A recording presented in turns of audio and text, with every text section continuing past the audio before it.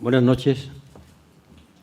Yo estoy acostumbrado ya a presentar libros y a tener muchas intervenciones públicas. Les digo a ustedes con toda sinceridad que esta noche es especial. Y voy a desarrollar por qué en dos conjuntos. Uno que podríamos decir rendir cuentas y otro es proponer para hoy. Porque este no es un libro de memorias, ni de contar lo que ocurrió, que también, sino que también plantea desde hoy, visto desde el ayer, lo que yo pienso que hay que hacer. En cuanto al primer conjunto, como ha dicho Juan, lo que fue una entrevista se convirtió en un libro. Movidos los dos por distintas motivaciones. Para Juan era, a ver si era verdad, aunque es verdad, si con uno de los protagonistas, no de la transición, sino lo que vino después de la transición, era verdad lo que él ha escrito en el PC y el PSOE en la transición. Constatarlo. Y sobre todo, constatar cómo era ese personaje tan controvertido que tenía él en mi casa, hablando los dos. La mía era doble. La mía era rendir cuentas, pero también aprovechar la ocasión para plantear el momento político en el que estamos, gravísimo, y cómo creo que debemos salir. En cuanto al primer conjunto, tengo que decir varias cosas. La primera es que yo no me retiré de la política cuando dejé de ser coordinador general de Izquierda Unida y secretario general del PC. He tenido una vida política muy intensa. Lo que pasa es que ha sido dedicada al estudio, la preparación y la proposición a mis dos organizaciones, PC e Izquierda Unida. Permítanme un breve repaso a una historia no tan conocida. Cuando dejé de ser todas estas cosas, y además presidente portavoz del grupo parlamentario, entré a trabajar en Unidad Cívica por la República y he tenido aquí muchas reuniones y hemos hecho muchos trabajos. En mí ha sido una obsesión y sigue siendo que hay que hablar menos de la segunda y ir preparando la tercera. Me he estrellado en un muro, pero voy a seguir impenitentemente estrellándome ante ese muro. Creo que hay que empezar a hablar de cómo va a ser el contenido de la tercera. En Córdoba, un conjunto de militantes de Izquierda Unida, del partido y otros, creamos un grupo de pensamiento denominado Colectivo Prometeo, que ha funcionado bastante. Artículos, organización de simposios, actos políticos, formación de oradores en campañas especiales como la campaña en el referéndum por la llamada Constitución Europea. Ese colectivo sigue funcionando. También, en el momento en que el coordinador general de Izquierda Unida, Gaspar Llamazares, me requirió para que diese mi opinión de los problemas que tenía Izquierda Unida entonces, estoy hablando del año 2005, me encerré a trabajar y le entregué mi visión y mis propuestas. Cumplí. Es decir, que yo estaba siguiendo la política, pero en el rol que tenía, segunda o tercera fila. Con posterioridad a esto, el Partido Comunista de España, a través de una decisión unánime del 17 Congreso, me propuso para dirigir los trabajos en torno a un manifiesto programa con una ambiciosísima tarea. Nada menos que hacer un debate, pero un debate, debatiendo, estudiando, confrontando datos, volviendo a debatir, que culminase en una nueva visión de lo que debían ser los partidos comunistas. La tarea a mí me apasionaba, porque creo, como dije en su momento, que el comunismo como filosofía está vivo, yo lo soy, pero la organización comunista tiene que cambiar en esta hora. Aquello no prosperó. Las razones se exponen ahí, las podrán ustedes averiguar o cualquier día, si alguien me pregunta, las diré. Seguí el trabajo y en los momentos en que empiezan las crisis de Izquierda Unida, las últimas, pues hago una propuesta que se llamaba "No hay tiempo para más dilaciones". Hago una propuesta de, a mi juicio, lo que había que hacer en Izquierda Unida. Una propuesta que la Conferencia Nacional del Partido Comunista de España aprueba por unanimidad y acto seguido se guarda en un cajón. Los hechos son como son y hay que decirlos en esta noche y en esta hora. Pero con posterioridad, en el momento en que el Partido Comunista de España plantea que hay que renovar su discurso sobre la República, planteo una moción, planteo un trabajo, y ese trabajo se aprueba en la Conferencia Nacional del Partido Comunista, que tiene su opinión sobre Tercera República, y ha seguido el mismo camino. Eso me obligó a mí a publicar un libro con el nombre de Diálogos sobre la Tercera República. Y ya en esta estela, como ven ustedes, de trabajo y de aportaciones, lo último fue la creación en el junio de 2012 del Frente Cívico. Por tanto, están ustedes ante un combatiente de tercera fila, pero combatiente, tal y como prometí cuando dejé de ser coordinador general de Izquierda Unida. Y desde este recuerdo, yo quiero hablar del presente, pero haciendo homenaje a mis compañeros y compañeras de equipo en aquellas horas durísimas. Quiero hablar de Víctor Ríos, de Manolo Monereo, de Salvador Llobé, de Antonio Herreros, de Cañadas, que está por ahí presente, de aquellos hombres de Susana López y mujeres que elaboraron, estudiaron, trabajaron e hicieron propuestas que han aguantado el tiempo. Yo estoy preparando con mi mujer poner en orden mi archivo. Es muy importante. Y todavía a veces casi llora uno un poco cuando ve las propuestas de aquella época, la lozanía que tienen, el vigor y la fuerza, pero seguramente no están conformes con la política vista a través de la política de lo que es correcto. Ahí están. Algún día, con Juan o con quien sea, hablaremos de escribir la historia política de Izquierda Unida en su documento, documento tras documento. Pero también tuve un apoyo importante con la vieja militancia del partido. Yo quiero aquí abrir una caña, aportar una caña en favor de los viejos militantes de la Tercera Internacional. Me refiero a Paco Romero Marín, a Simón Sánchez Montero, a Santiago Álvarez, a Melquisedec. Me refiero a Armando López Salinas. Estos tan denostados por cierta progresía roja que no les llega ni a la altura de la suela del zapato. Gente que hizo la guerra, gente que estuvo en la Tercera Internacional, tenían una mentalidad, a veces no entendían lo que estábamos haciendo, pero un sentido de la lealtad y de la dignidad que yo tengo que hacerle un homenaje a esos rojos rancio lo que vino después, porque eran fieles a unos principios. Desde esa memoria tengo que hablar, por tanto, de unos años muy difíciles, terriblemente difíciles, porque me tocó ser secretario general a mí y a mis compañeros de trabajo, y a Izquierda Unida y al PC, en lo que yo he denominado en una conferencia que doy la década prodigiosa. Yo sé que es el nombre de un conjunto musical, pero lo puse al profesor. Es la década que me pilla de lleno. Yo soy secretario general del partido desde 1 de marzo del 88 hasta el puente del 7 y el 8 del 98 y coordinador general de Izquierda Unida desde octubre del 89 hasta 1 de noviembre de 2000. En esa época pasó de todo y no entenderemos lo que está pasando ahora si no estudiamos la década prodigiosa. Voy a repasar brevísimamente. Poco antes de que se inicie la década, ha tenido lugar la crisis de la deuda en Iberoamérica. Estados Unidos presta dinero para poder salir de la crisis, la gente monta fábricas, explota en inversiones agrarias y llega un momento que Estados Unidos se reserva el cambiar los intereses de la deuda. Cambia los intereses y los agricultores y los fabricantes tienen que fabricar más para poder vender, con lo cual se origina una caída de precios y aparece la deuda. Inmediatamente se reúne el consenso de Washington que coloca unas reglas estrictas. Primeramente, hay que acabar con el déficit, rebajar los sueldos, la privatización, justamente lo mismo que está pasando ahora. Y lo hemos olvidado. Qué terrible cosa es olvidar la historia. Qué terrible cosa es cuando una persona pierde la memoria, ha perdido su vida. Vive cada día como un zombi.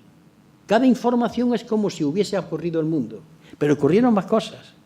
Tuvo lugar la presión norteamericana en apoyo de Bin Laden para liberar de la presencia soviética en Afganistán. Recordemos que Bin Laden fue la mano derecha de Estados Unidos de América. Recordemos en ese 89 cómo tiene lugar la caída del muro de Berlín. Y alguien que está aquí en esta sala, que lo tengo por allí, habló que se abría la utopía de 1989. Y alguien que en esta sala dijo, el muro de Berlín se ha caído para los dos lados. Son cosas de resentidos porque el muro de Berlín se cayó para allá y para acá, como los hechos de hoy están descubriendo. Pero precedido de eso, tuvo lugar en el año 1984 el Tratado de La Haya, un tratado del Parlamento Europeo en el cual se plantea una Europa unida en torno a la cohesión económico y social, el acercamiento de las economías, de las políticas fiscales, una Europa realmente federal. Eso fue abortado con el tratado llamado Acta Única, en el cual desaparecen muchas cosas y quedan dos: la moneda única, la política económica también única, y la política social se queda en unos fondos llamando fondos FEDER, garantía, FEOGA, etcétera, etcétera. Bien, y entramos ya propiamente en la década. La década se abre con la guerra contra Irak. Discursos patrioteros, lo malo que es Saddam Hussein, España tiene que tener prestigio internacional, matando gente por lo visto, y se apoya. Se apoya aquello que fue el gran fracaso. Porque tanto Saddam Hussein como después en Libia el Gaddafi eran el muro de contención de gente que eran todavía mucho más peligrosos que ellos, como después se ha comprobado. Fueron los aliados los que crearon los problemas que están en la raíz de los refugiados que están en Siria. Es Occidente, Estados Unidos primero y el Reino de España como acólito, apoyador de esas políticas. Pero eso en 1920 no se veía. En 1991 tiene lugar la Conferencia de París. Reunidos los altos dignatarios cuando acaba la guerra en el Golfo Pérsico, Gorbachov, Felipe González, Bush, firman un tratado en el que dice que no se van a ingerir en la política interior de los Estados. Claro, al final de esa década desmembran Yugoslavia, pero se había olvidado porque ocurre ya un hecho importantísimo, el hundimiento de la Unión Soviética. Y cuando se hunde la Unión Soviética, que también se hundió para todo el mundo, cuando se hunde la Unión Soviética ocurre un hecho importantísimo. Lo que hasta entonces llamábamos mundialización, es decir, intercambio de mercancías cada vez de una forma más amplificada, más llena de intercambios comerciales, se transforma en globalización. La mundialización es ni más ni menos que el desarrollo de la fuerza productiva y del comercio internacional. Pero la globalización es la justificación ideológica y filosófica de qué mundialización vamos a hacer. Me explico.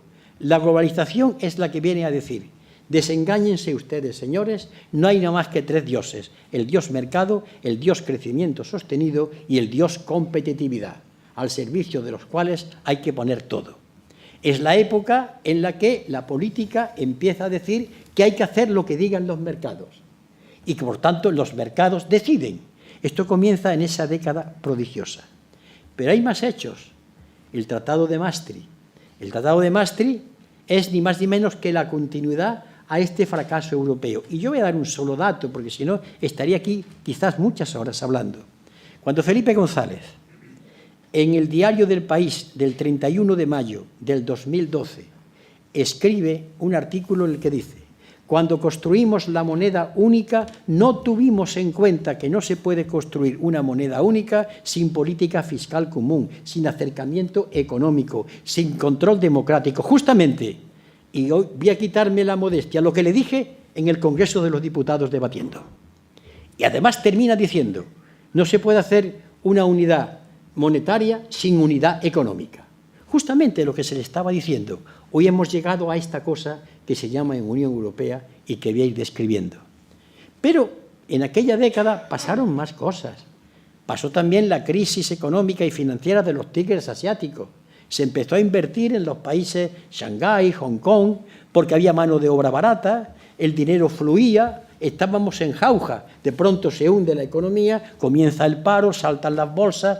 No hemos aprendido. Llegamos a la crisis del 2008, teníamos ya antecedentes. Pero hay más cosas.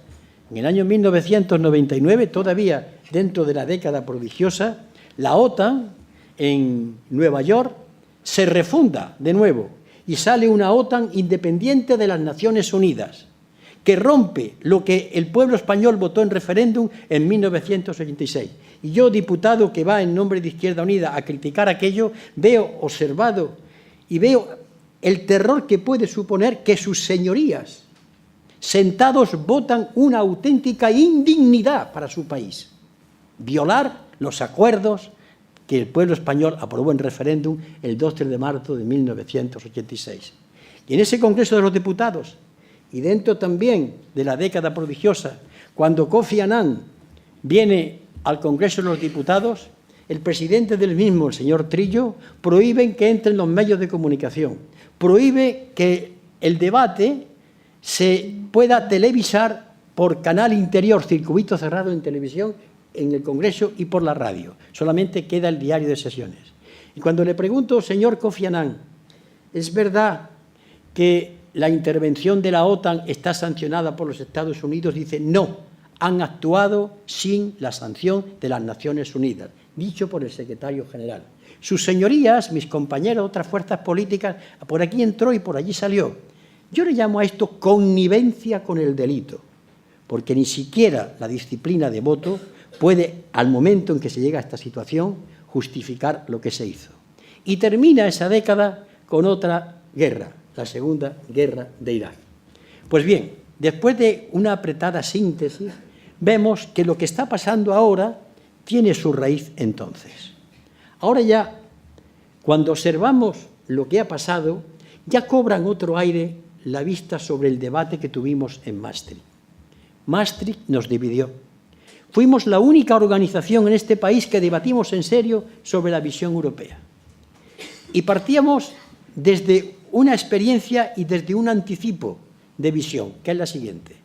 Nuestro pobre país ha sido víctima de 3 abducciones. ¿Saben ustedes lo que es la abducción? Cuando llega un platillo volante y coge a una persona, la enajena y lo rapta. Primer rapto, la transición. Primer fraude, la transición. Democracia, democracia, democracia. La democracia va a traer los bienes. La democracia, como se ha visto después, y se empezó a denunciar, no es ni más ni menos de cómo la oligarquía franquista pasó, bañándose en el Jordán democrático, a la otra orilla. La segunda abducción del pueblo español ha sido el europeísmo, con 7 comillas, barato. La construcción de una Europa sin decir en qué consistía. Porque hay un reduccionismo en el lenguaje tremendo. Una cosa es Europa. El concepto de la construcción europea que desde Víctor Hugo y antes de Víctor Hugo ha habido, pasando por Spinelli, de construir una Europa federal de espacio económico y socialmente integrado, con una política exterior y de seguridad común, una Europa como una especie en su momento de Estados Unidos de Europa, que es lo que soñaba Víctor Hugo, a la Unión Europea, que no es lo mismo. Y dentro de la Unión Europea, la eurozona, que es otra cosa totalmente distinta. Una eurozona que cuando se aprueba el tratado que pone en marcha el euro, dice Schröder, canciller de la República Federal Alemana, el euro traerá más paro. Y dice Miguel Boyer, es ministro de Felipe González, el euro es una auténtica barbaridad. Y dicen dirigentes de aquella época, a mí, cuando he terminado de lanzar la diatriba argumentada, argumentada con los datos de uno de los mejores equipos económicos que ha habido en este país, el que tuvo en aquella época Izquierda Unida. Y aquí están mis compañeros, después si quieren me pueden llamar embustero. El que supo preparar concienzudamente alternativas. Y cuando estoy atacando a Maastricht con razones económicas, termino, me voy a dar un paseo por lo que se llama en el hemiciclo en la M30, un paseo que hay alrededor de donde están los diputados, se me acerca Rodrigo Rato y me dice, llevas razón en tus críticas, pero no podemos hacer otra cosa. Y se me acerca Isabel Tocino y me dice exactamente lo mismo, que llevamos razón.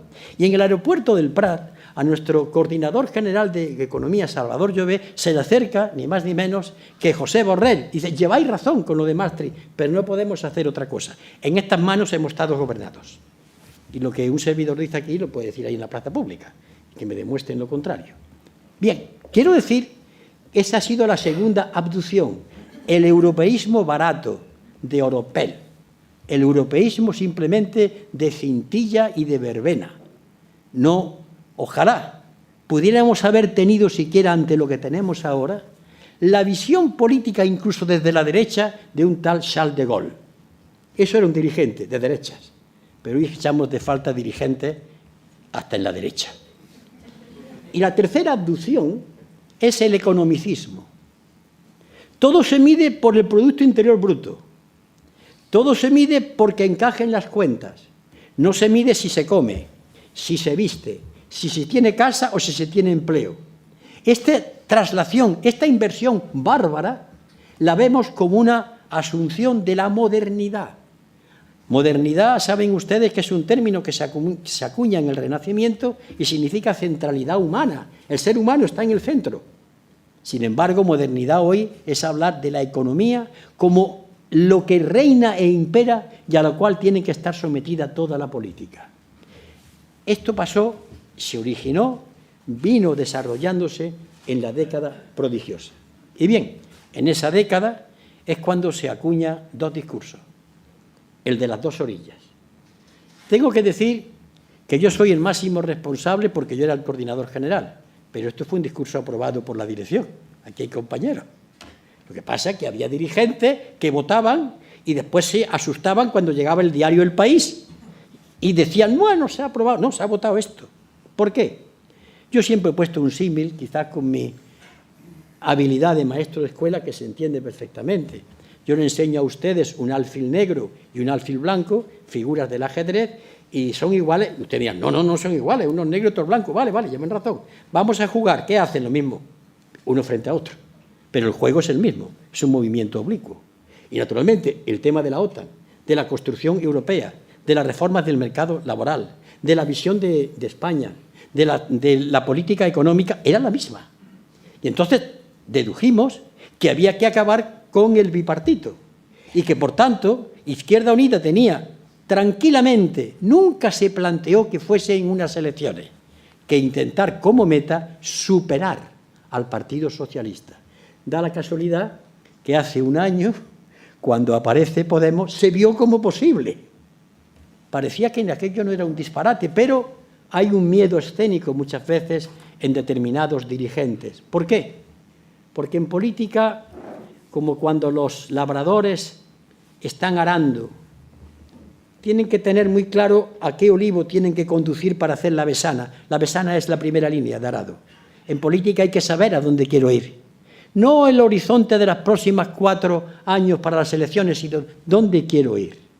Por eso planteamos las dos orillas y planteamos el sorpaso. Y a fe que eso está hoy de plena actualidad. Y aprobamos el pacto de Lizarra.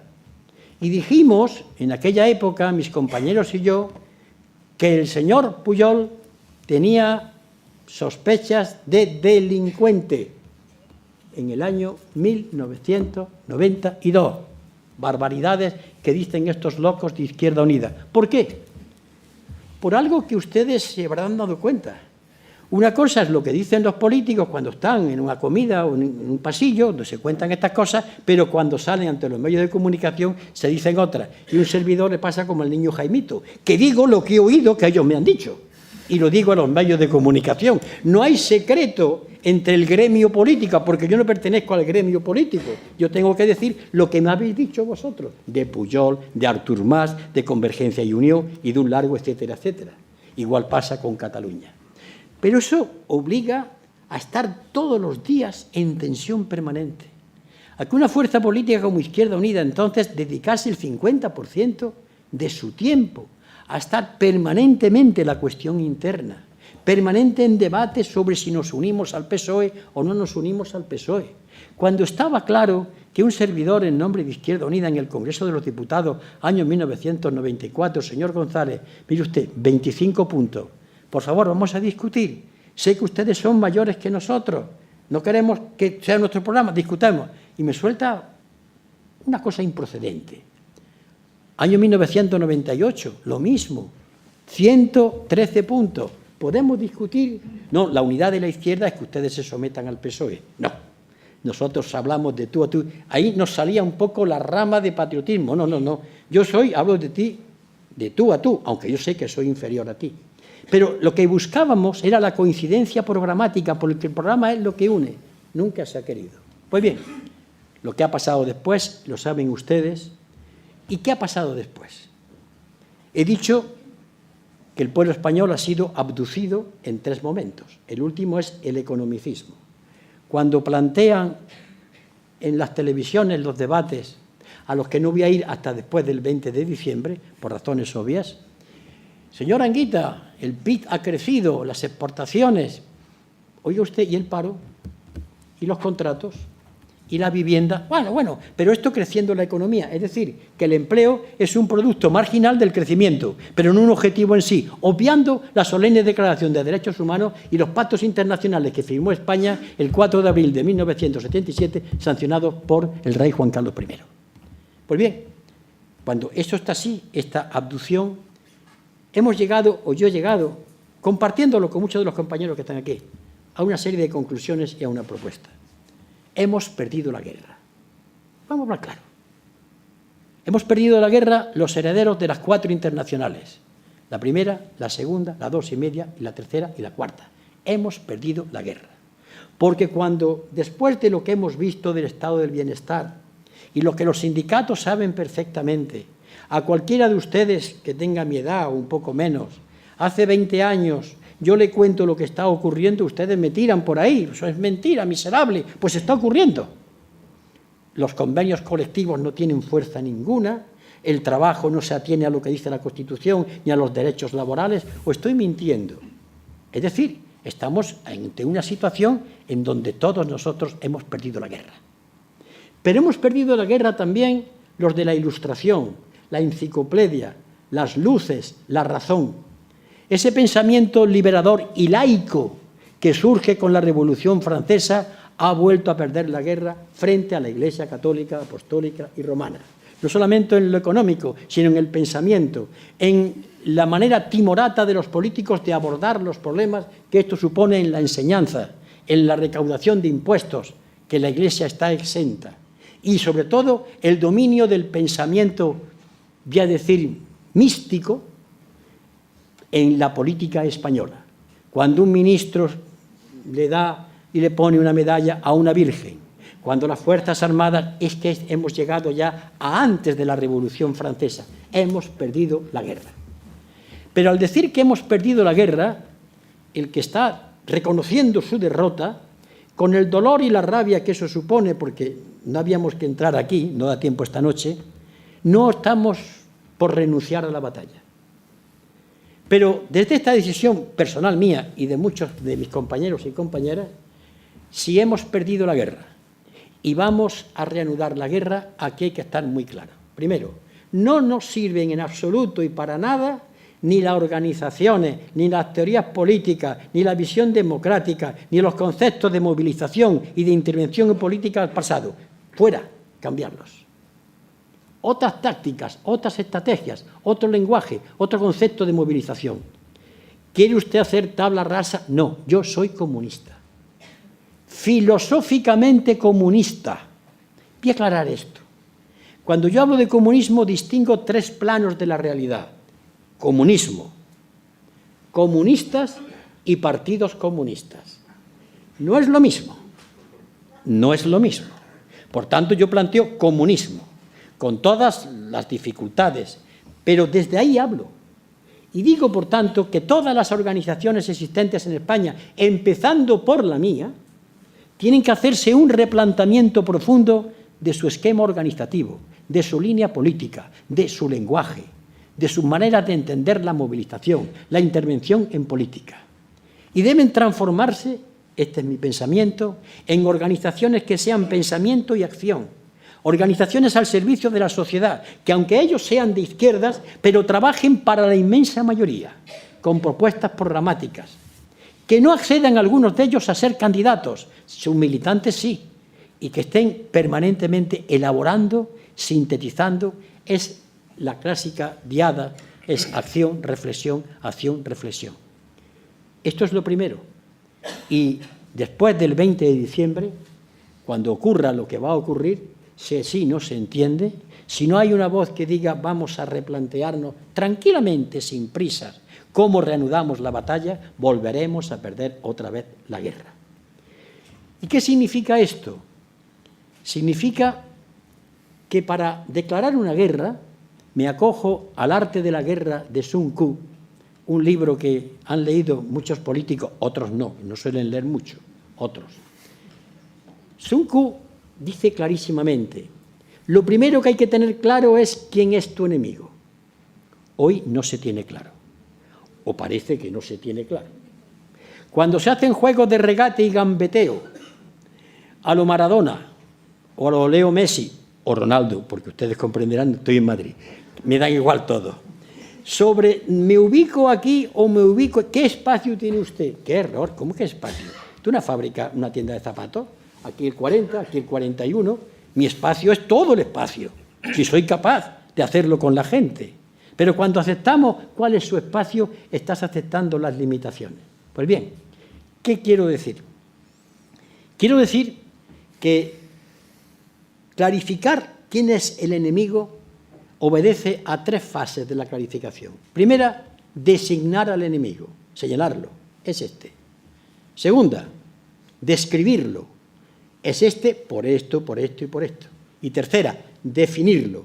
Y definirlo es ya tenerlo en vista, comprendido, para iniciar la acción política contra él. ¿Y cuál es tu enemigo? Lo voy a decir con toda claridad. La Unión Europea, el euro y la deuda. Cuando uno habla con la gente que está en la política y no hay medios de comunicación, todos dicen, no hay nada que hacer en esta Unión Europea. Que se lo digan a Tsipras. No hay nada que hacer. Y esto hay que decírselo al pueblo español. Como cuando Sir Winston Churchill le dijo, os voy a dar sangre, sudor y lágrima, pero vamos a ganarle a la Alemania nazi. A esto se llama el discurso profético.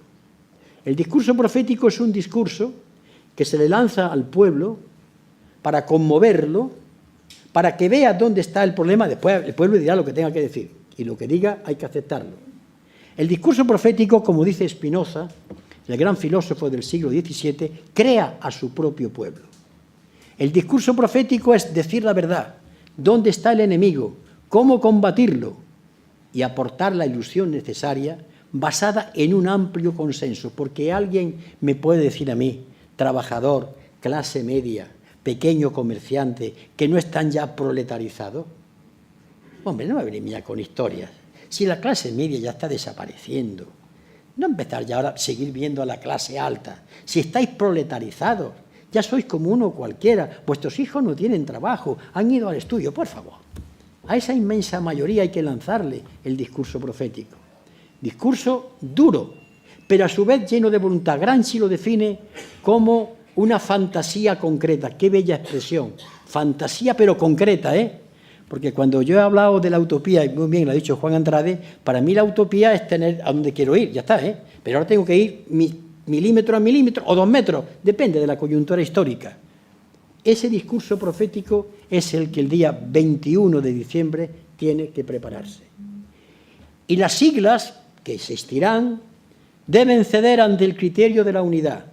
Malditas siglas que impiden que haya una unidad. Y yo pertenezco a las siglas PC y Izquierda Unida, que queden claro. Pero para mí las siglas no son dioses ni altares, sino herramientas, instrumentos. Por encima hay otra cosa superior.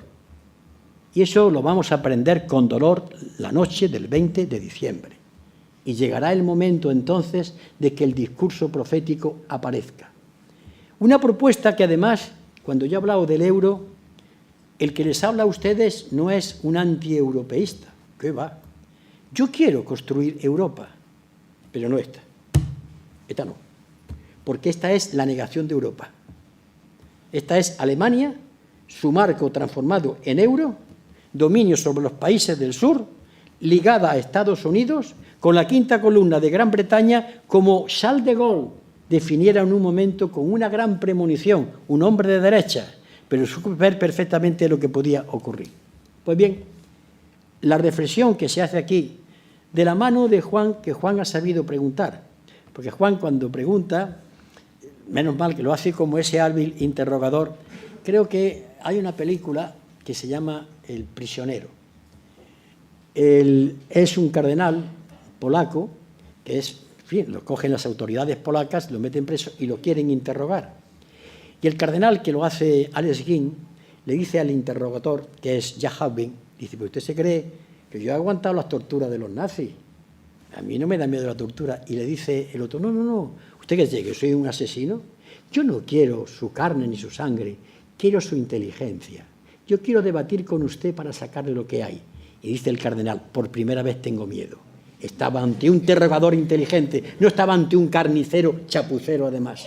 Pues bien, él ha sabido sacar. También yo en cierta medida me he dejado, pero hay otra cosa que me la ha sacado. Porque claro, uno sabe que esto se va a imprimir. Y hay cosas que todavía no se pueden decir, pero que están en los textos.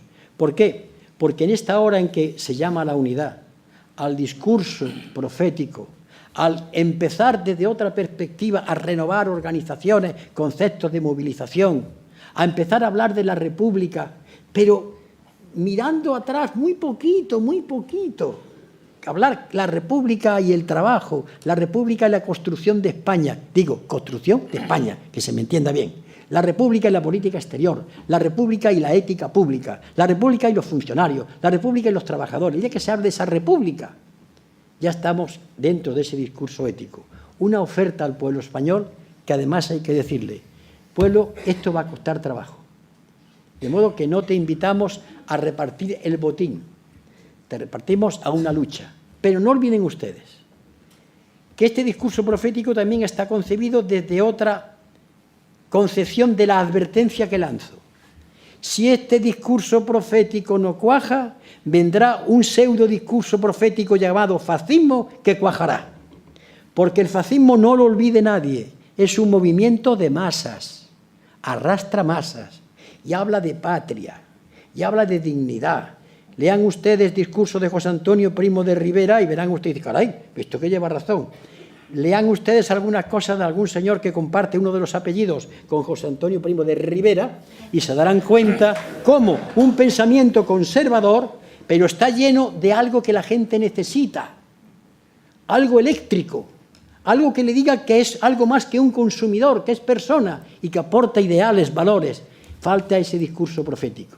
Encerrarse todos los días en ver si vamos a conseguir más diputados, menos diputados, esta especie de chotis, pero sin el atractivo erótico del chotis, sin siquiera hay atractivo erótico, es la muerte.